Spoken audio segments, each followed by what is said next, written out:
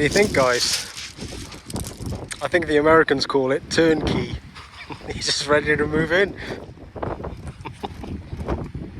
Hello everyone, me again, and back on Chesil Beach again. It's Tuesday the 27th of June. It's around 5 in the afternoon, 5:30, something like that. I know you're thinking, what the hell is that behind you? Well, okay, so the plan for today, I've had a pin drop for some time on Chesil Beach on my Google Maps, past the bridge in camp, on a mark, for no particular reason, just because I thought one day I'm going to walk there, up by the Tidmore rifle range. It's not like miles away, but it's probably a good half hour, 40 minutes past the bridge in camp, and I just thought it's probably an area that really doesn't get fished that much. I've got no idea of its fishing potential or anything like that, but I just thought, I haven't been there before. I've been to the bridge in camp before, but not up there.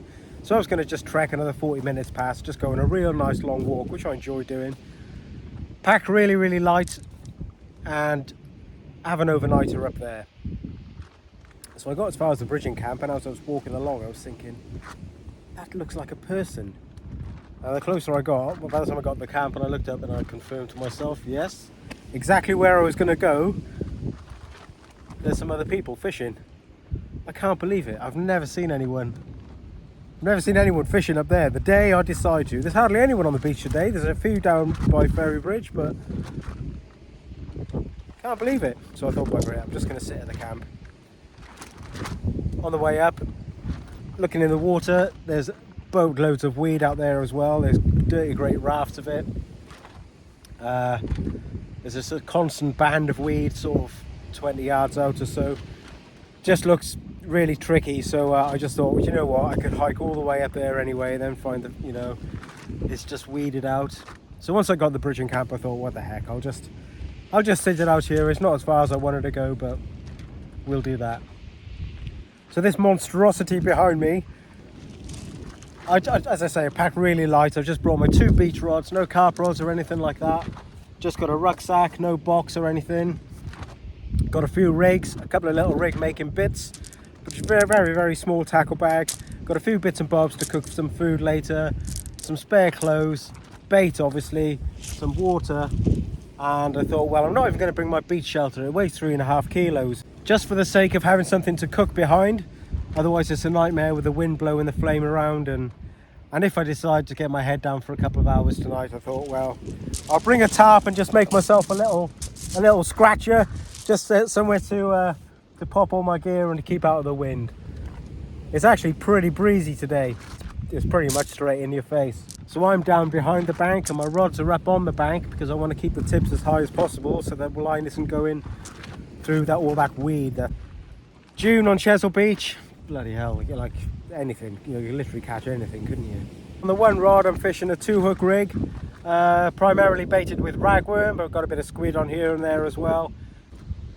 And on the other rod, bigger hooks, bigger baits. So on there, there's going to be a mixture of all sorts, really. Baits all together today, I've got ragworm, squid, mackerel, bluey, and peeler crab. I think that's everything. I think I've had a couple of taps on that left-hand rod there. We're going to have a look.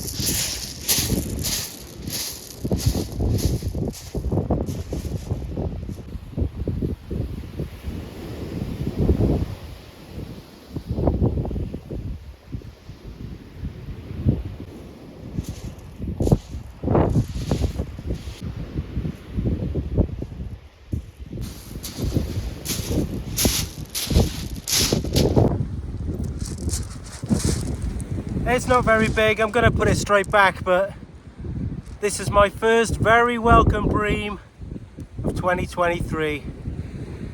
And he's nailed that ragworm there. I'm going to pop him straight back, he's only little. Very encouraging though. You escaped the paella today, my friend.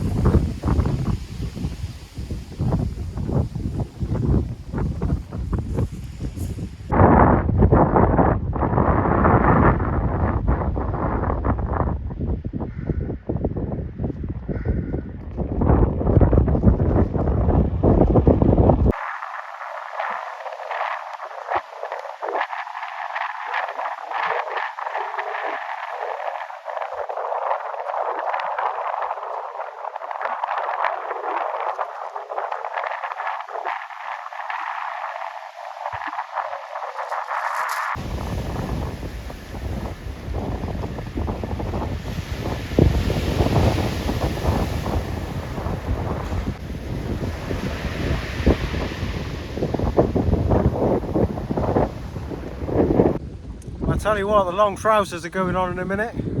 It's like a different day now. It's clouded over, it's gone really cold all of a sudden, the wind's picked up a bit more again. Yeah, it's quite lumpy out there now. Spider crabs are just mullering the bait at the moment.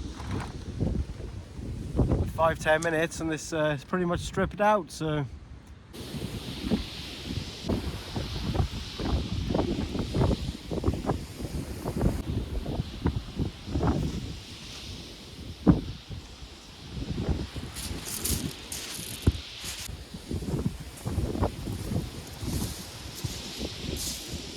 it's gone really cold, actually, really cold compared to what it was earlier.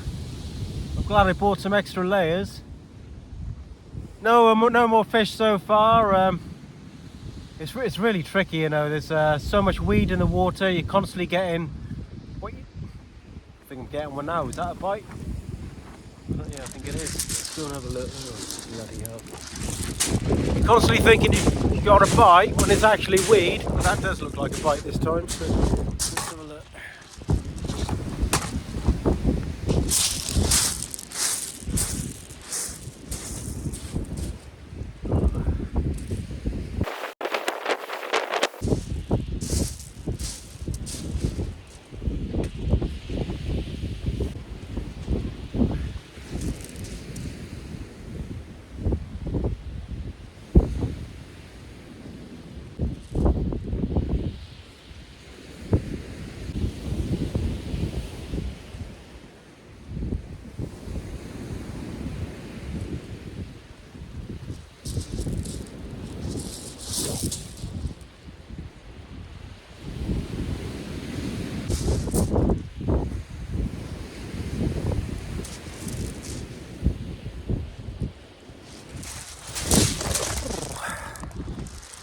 Yeah.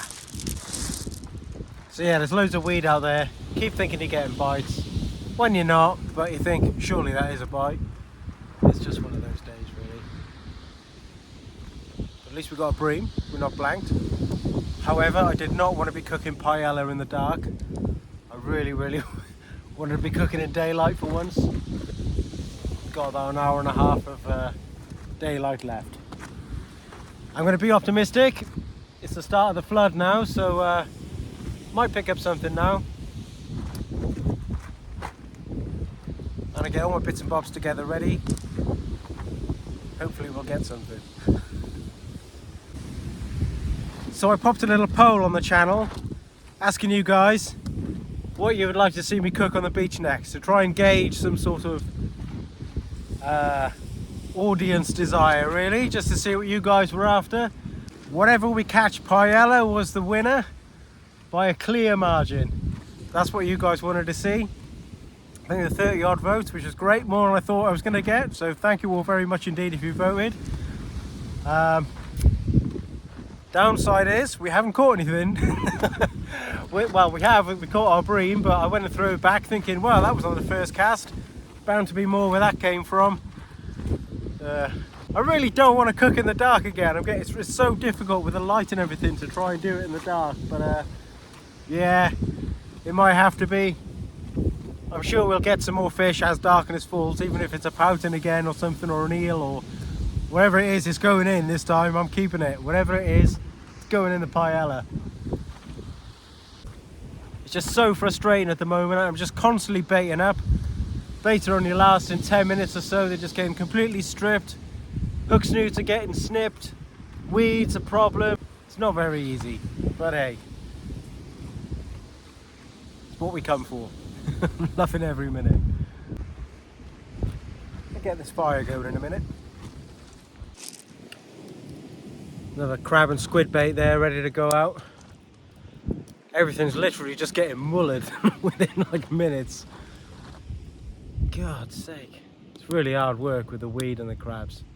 I know I'm repeating myself here.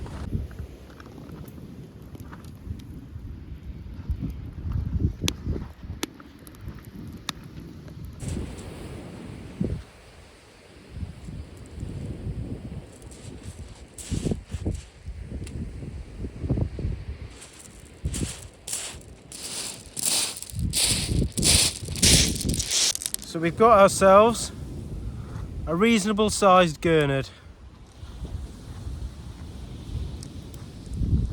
Gurnard are beautiful. This is a perfect size for one person. This is going to be great in our paella. Sorry mate, it's not your day. Just want to show you quickly, for a moderately sized gurnard, he was absolutely stuffed full of little baby crabs. That's half of them. There's more dropped on the shingle over there. Absolutely stuffed with them.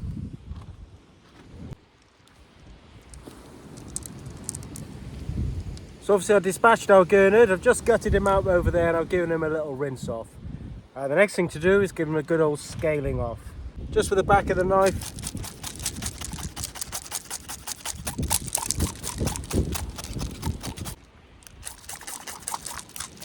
Just something to be aware of with gurnard.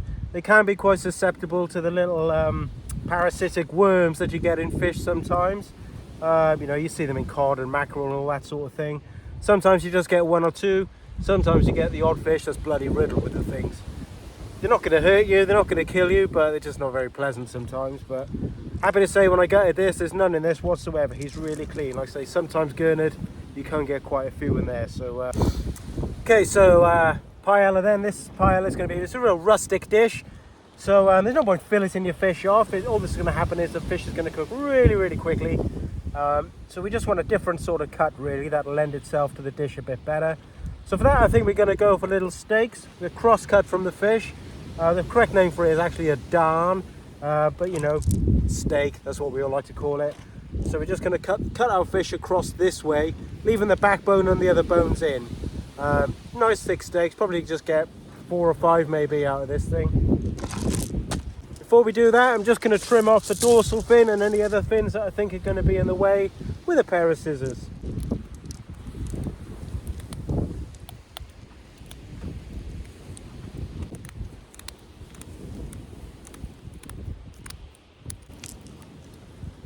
When you're cutting in steaks like this, start off with the head end and work back towards the tail. If you start at the tail and work this way, it's just really difficult. Because this is the thickest part to cut through, you just need the most grip on the fish. So it's beneficial if you leave more of the fish to grip onto, if you see what I mean.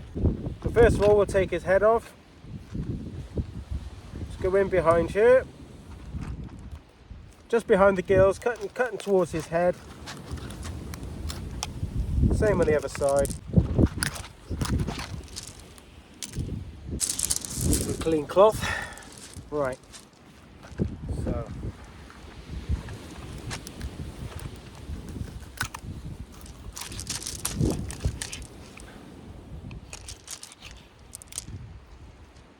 That's our first one.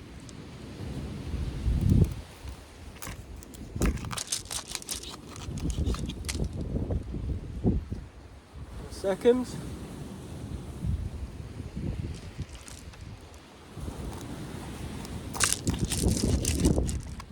Good. And this tail piece, I'm just going to trim the tail off and just leave that like that.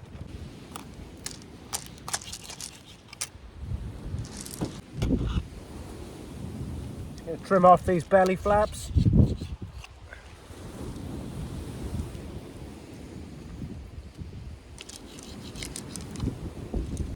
Going to do now, I'm just going to season him up. A little bit of rosemary and a little bit of olive oil. So I was just showing you pretty shots of my plate of fish ready to cook. Reel was just screaming off. Sorry, I didn't have a chance to get it on camera because it was just down here and everything. Not a monster, but a lovely little starry smooth hound. He's not bad at all. Usual sort of Chesil size really. Look what's left that crab and squid bait I showed you. Look, nothing left of it hardly. And he still took it. There we are. Species number 3. Kicking. I should be concentrating on fishing, not cooking, but we're hungry. I'm going to unhook this guy and get him back. As we say with hounds, where there's one, there's usually more. Just gonna have to get another, I'm gonna put another crab bait back out. I've only got 2 left, but now seems as good a time as any. Quickly whack one back out and then we'll get on with the paella. So we're gonna have chicken and Gurnard paella. Apologies in advance to any Spaniards that might be watching thinking, mate, you don't do it like that. I'm really sorry. I don't mean to offend you. I'm just doing it my way on the beach. So I hope you enjoy. Right, let's go. The pan's already warming up. I'm going to start off with some olive oil in the pan. I brought some chicken with me. You can use chicken, rabbit traditionally. Pork you can use instead if you haven't got that. Normally on the bone. I've got some chicken thighs, but I've taken mine off the bone just because I'm limited to pan space. I normally use a dirty grate pan for paella. I don't have one here, I just have my little frying pan. So just to keep things a little smaller, I took the bones out and cut the chicken down a little bit. But by all means, if you're doing it at home and you're using a dirty grate pan, then yeah, go for it. Leave your chicken, you just use whole thighs with the bone still in, skin still on, you're good to go. Right, I'm just going to season them up. Sorry, the picture quality really isn't great tonight, I don't know why it isn't. Right, into the pan. Let's get this turned up.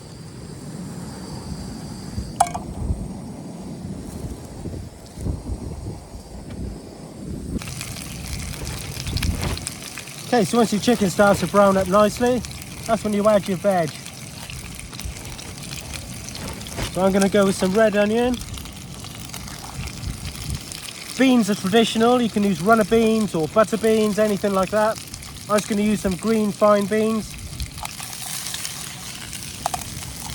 My runner beans at home aren't ready yet, and the ones in the supermarket looked a bit moody. So I thought I'd go with some, just some normal green beans. Okay, we're getting somewhere now. So chicken's nice and brown, we got our veg in. Then we can add our chopped garlic. Whole clove of garlic, nice and garlicky. Then we want to add our paprika. This is smoked sweet paprika. Plenty of that in there.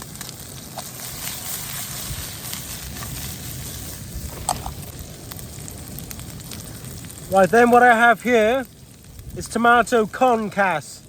I got this ready at home. Basically, I got 3 tomatoes, scored them, plunged them into boiling water for 10 seconds, peeled them, removed the seeds from the inside, and then chopped them up.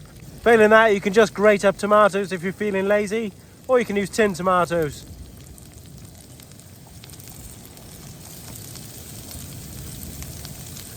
Got a bit too much there really, but and just give that a minute or two to break down. Just gonna have to pour in some cold water and obviously let it heat up, which takes a bit longer.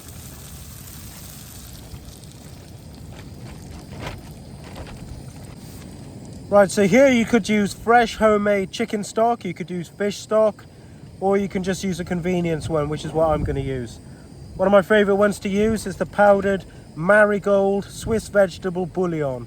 It's a great product because it's powdered and it's in a tub, so you can just take a teaspoon or a little pinch or whatever instead of having to break into a stock cube. It's a great product. Sprinkle some of that in there. I'm just going to give that a minute to come back to the boil. While it's coming to the boil, I'm going to pop in our saffron. Try and get that in the light there. These are saffron filaments. You can also use saffron powder if you like. Plenty of that in there. Okay, now she's just coming up to the boil. It's time to put our rice in. So per person you want a good sort of handful of rice. Maybe half a mug full, something like that.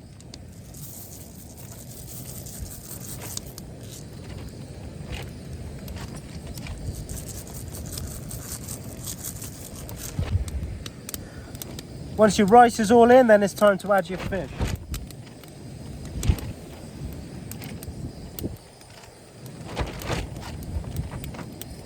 So obviously we're using our beautiful Gurnard here that we caught. wherever the fish you want to use, really. So at this stage at home, if I had the beauty of a half decent gas stove, I'd crank it right up to the max now and really get this booming, really start the rice off and get it cooking like a champ. My little stove is going full pelt here. It's really suffering in the wind tonight. It's just not happening really. So I'll give it a couple of minutes anyway, and then we'll cover it up and let it cook through.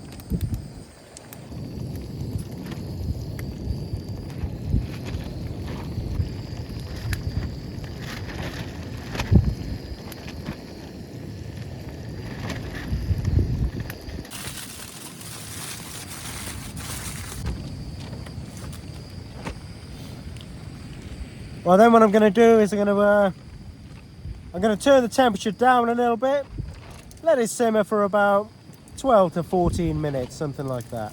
Then we'll check it.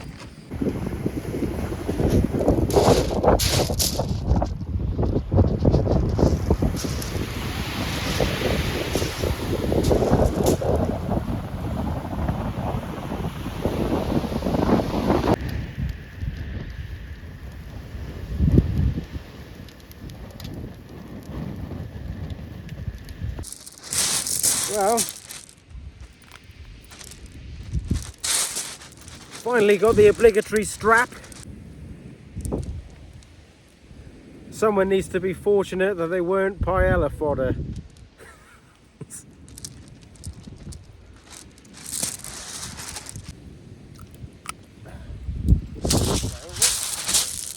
Had 15 minutes now, so we'll have a little peek, see how we're getting on.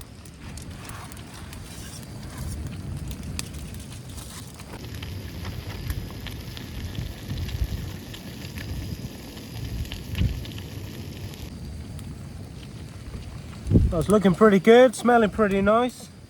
Check how the rice is doing.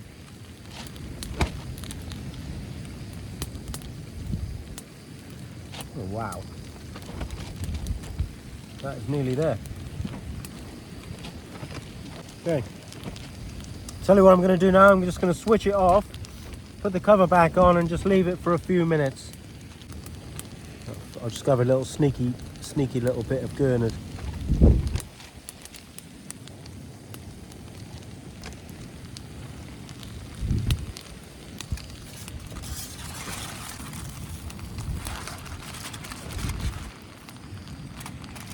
Go. Oh yes. A little bit more tomato over the top. You know what's coming now? A bit of freshly chopped parsley. Oh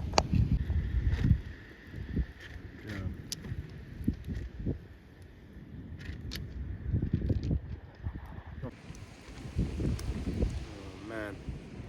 That chicken's banging. Gurnard's just lush.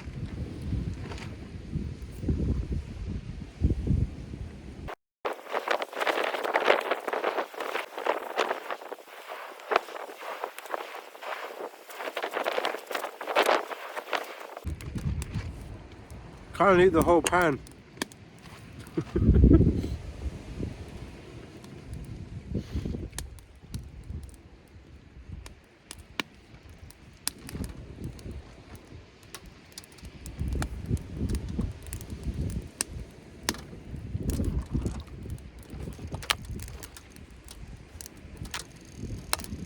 Fish on, fish on.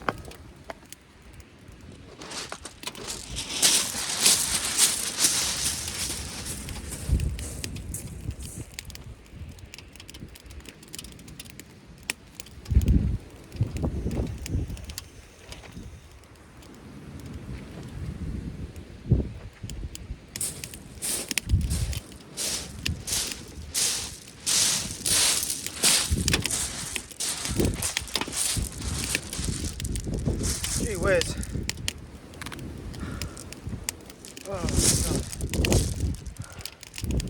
Got the trace wrapped around there.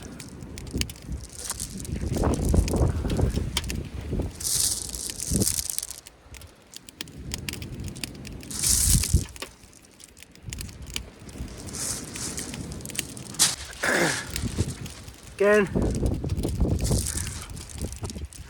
Oh, come here, mate. Not a huge fish. Very welcome. Right, I'm gonna get it back.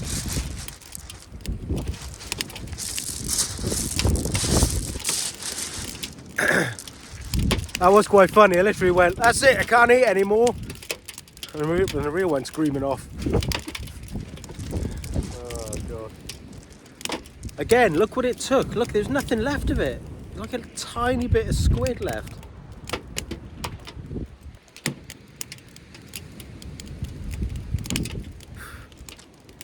All in all, it's just about 5:30 at the moment. Just freshening up some baits. It's a pretty quiet night, guys. Pretty quiet night. I must admit, I did get my head down for a couple of hours in my little scratcher there. Had a bit of a kip. Not much going on at all. The weed has just been horrific. Every cast winding in. Like I say, it's baiting up again. I got a bit of ragworm left, so just trying that bit of that on both rods now. See if there's an early morning bream around.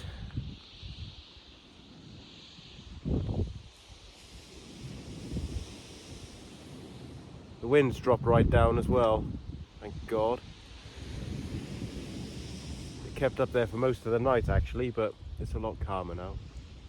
I'm gonna get the kettle on in a minute, have a coffee.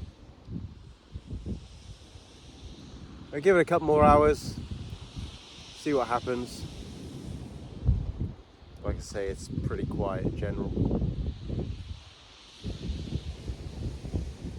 Only other thing that happened through the night that you didn't see really, I had a pout in that got attacked.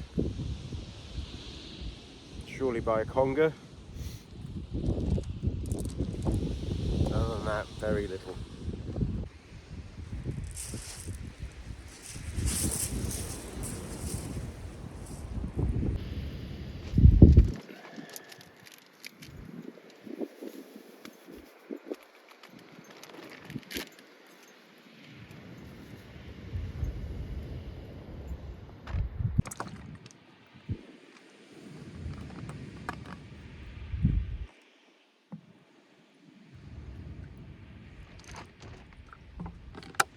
Ooh, fish on, fish on.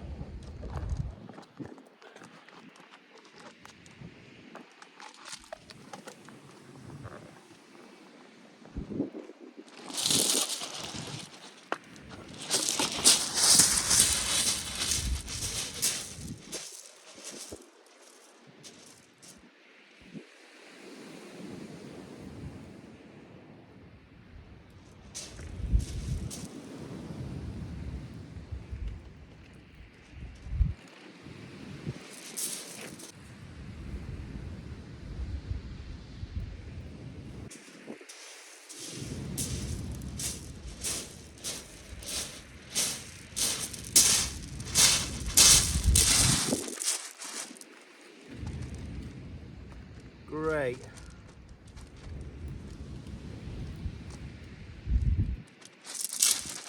Another bream. Look at that.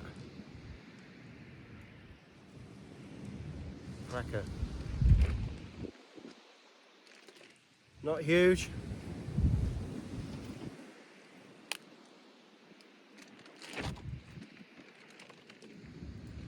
There we go.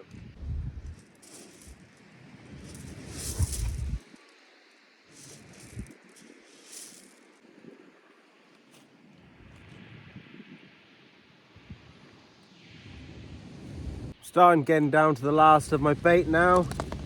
Probably got a couple more casts of ragworm left and a little bit of squid left and one bluey left, so we'll give it a bit longer.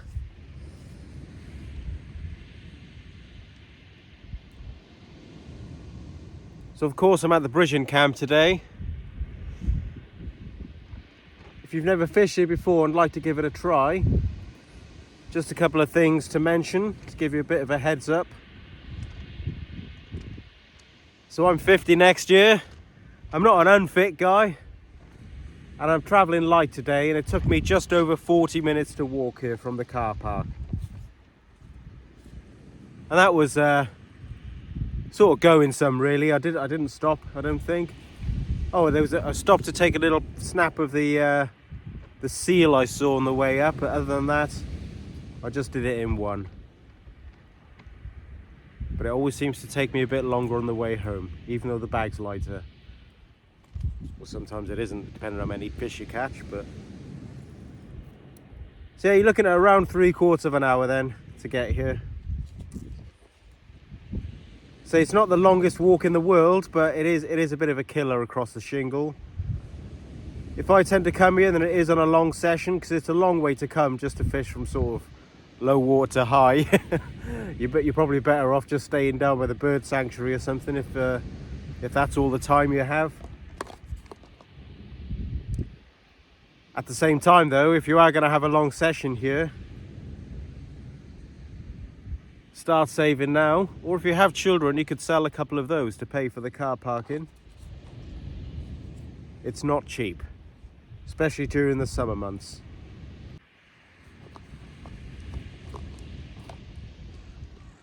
Small tide today, very, very small tide. That's why the ragworm I had are very small. This isn't a huge bait I'm doing, it's just quite a lot of ragworm to make up one bait. I actually quite like small ragworm. I prefer lots of smaller ragworm to one big one, to be honest with you.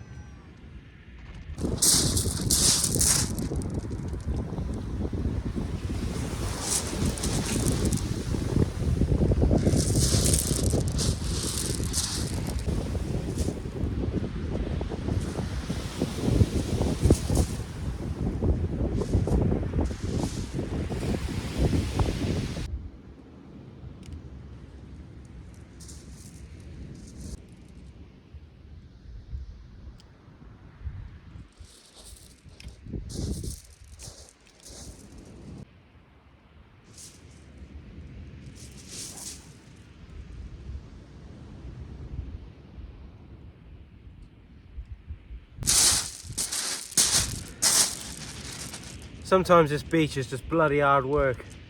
And today's one of those days. Oh, Jesus Christ.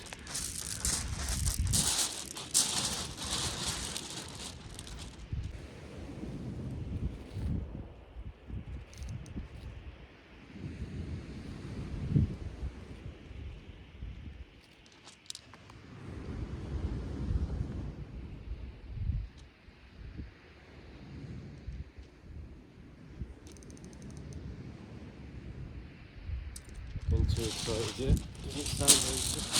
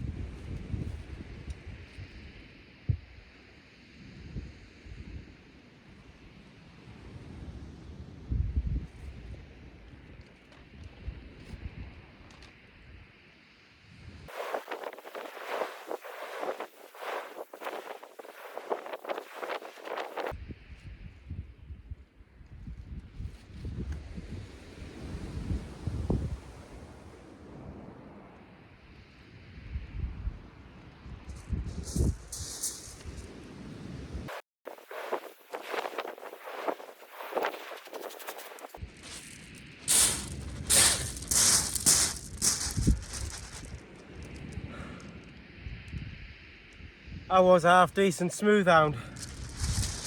I lost it literally right by the edge there, but I saw it anyway. I literally saw it as I threw the hook and turned around in the surf. But yeah.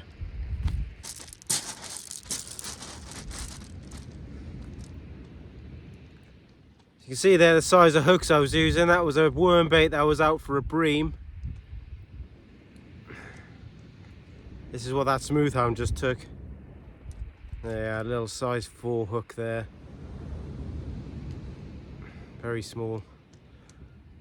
Do you imagine with a hound with the pressure of all that weed on the line as well? Never mind.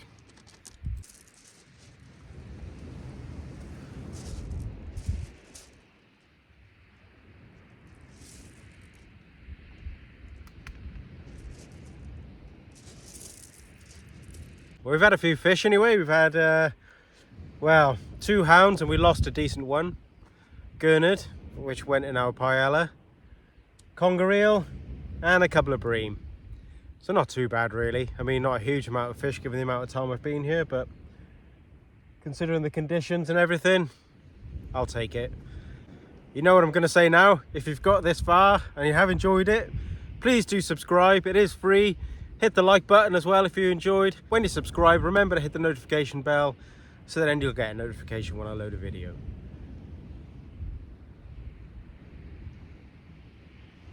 I always enjoy reading people's comments. If you have any suggestions or something you'd like to see me cook, I'm all ears. Go for it. Hit me. As long as it's practical and reasonable, I'll give it a go. There's been a couple of requests already. Steve recently commented. He said fish curry with naan bread and all the rest of it. So, do you know what? I'll give that a go. We'll do some bhajis as well. So yeah, we can knock that up. So the next one might well be a curry. We'll see. I'm just talking rubbish now because I'm just trying to put off the walk back. But anyway, thanks very much for watching. Hope you enjoyed it. We'll see you on the next one. Take care. Bye-bye. Wilson! Wilson! No, Wilson!